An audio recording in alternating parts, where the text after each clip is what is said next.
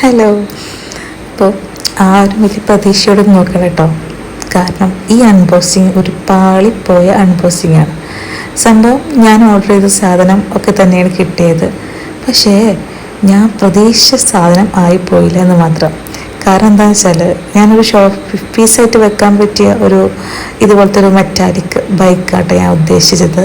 പക്ഷെ അത് എത്തിയപ്പം ഞാൻ കരുതിയതിനേക്കാളും ഭയങ്കര അധികം സൈസ് കുറവായിപ്പോയി.